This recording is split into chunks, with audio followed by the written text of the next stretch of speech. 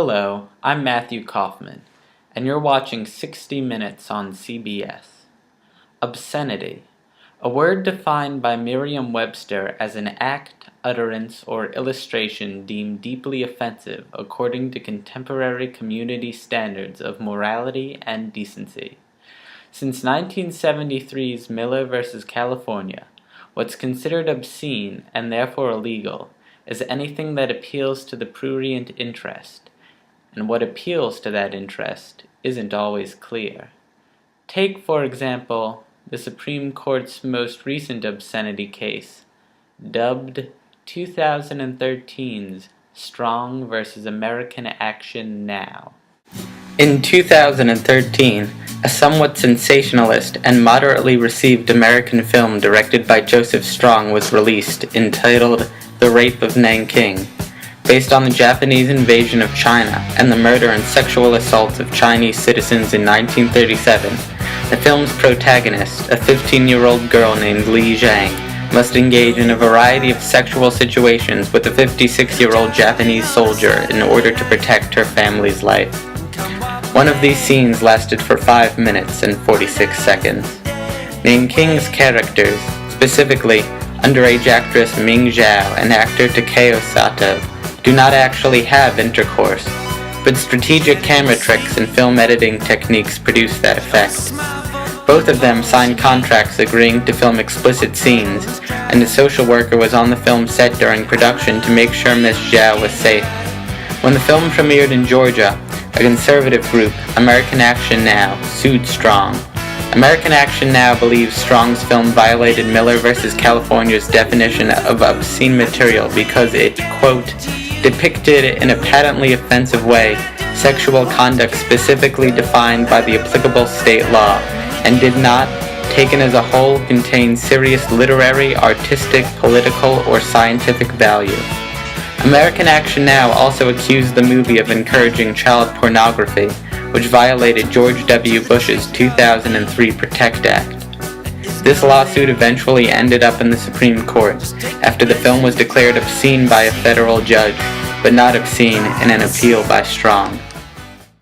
Although we could not get them to personally join us, tonight you'll be able to witness video testaments from Joseph Strong, the controversial director behind The Rape of Nanking, Daniel Weinstein, American Action Now's legal representative, and Robin Weiner, Strong's lawyer and a notable columnist for The Nation, as they debate this thought-provoking question. Are certain visual works that appear to graphically depict sexual intercourse with minors protected as free speech under the First Amendment, if such material is proved to be of artistic merit? Or do such depictions count as either child pornography or obscene material?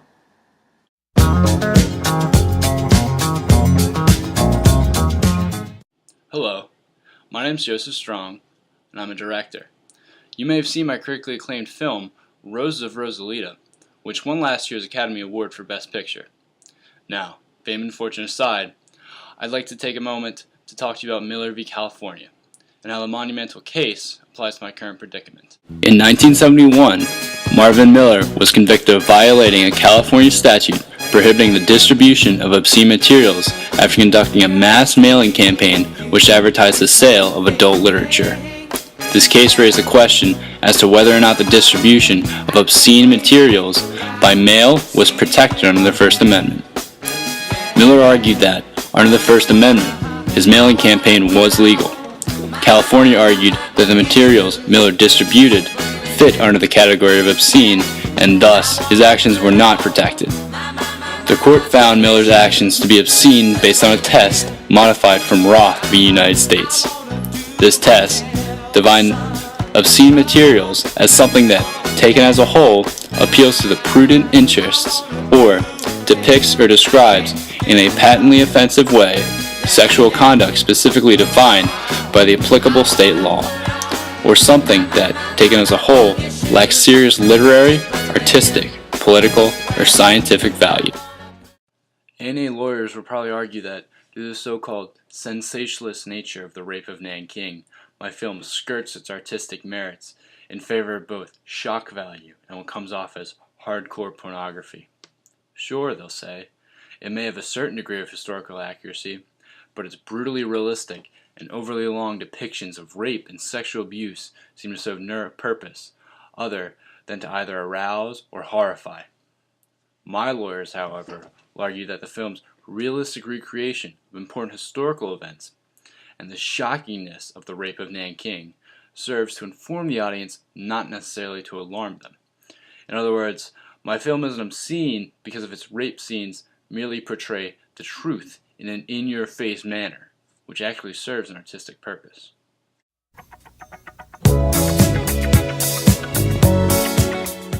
My name's Daniel Weinstein. I'm a freelance prosecutor best known for my work with Phil Donahue's Catholic League and American Action Now. Obscenity, like so many of our nation's immoralities, is running rampant.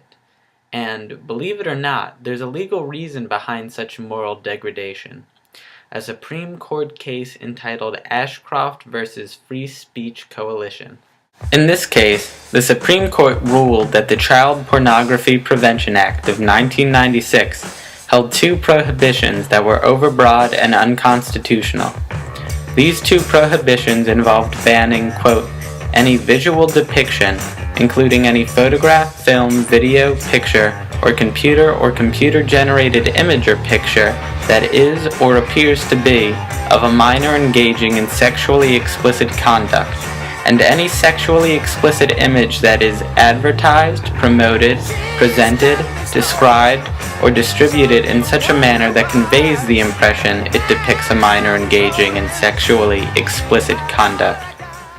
I'll personally argue that the Supreme Court's decision in Ashcroft v. Free Speech Coalition is outdated and should be thoroughly questioned and examined, because what the ruling doesn't prohibit seems to be in conflict with provisions from Bush's PROTECT Act. Strong's lawyer, on the other hand, will probably argue that not only should the Supreme Court's decision be respected, but also the United States v. Williams, not Ashcroft v. Free Speech Coalition, is the only Supreme Court case that specifically deals with Bush's PROTECT Act, and therefore mentioning Ashcroft v. Free Speech Coalition at all is irrelevant.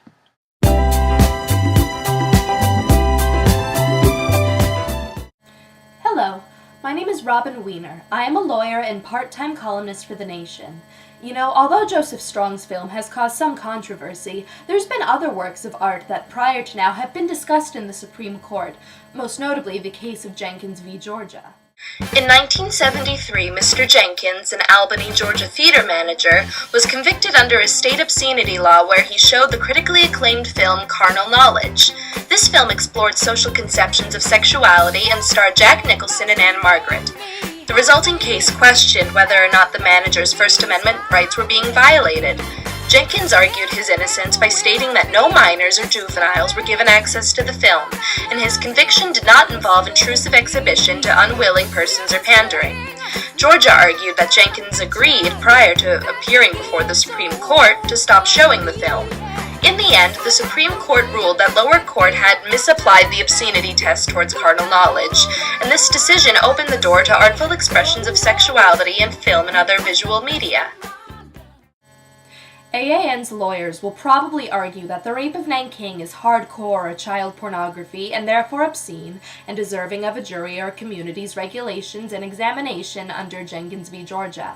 I will personally argue that the film does not qualify as either hardcore nor child pornography and therefore does not fit the exception made toward such material because of said case.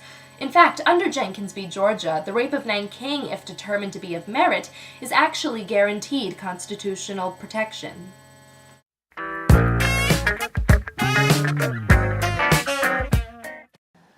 Obscenity. Does Joseph Strong's film fit the definition? Can movies, constitutionally speaking, cross the line, and, if so, where does that line begin? Where does art meet asinine? And where does soulful meet shameful? This reporter cannot claim to know the answer, regardless of his opinion and the opinions of those you've recently heard speak. I can merely state that two different mindsets will appeal before the Supreme Court, and only one of them will emerge victorious. just one. God bless you, God bless this network, and God bless the United States of America. Good night.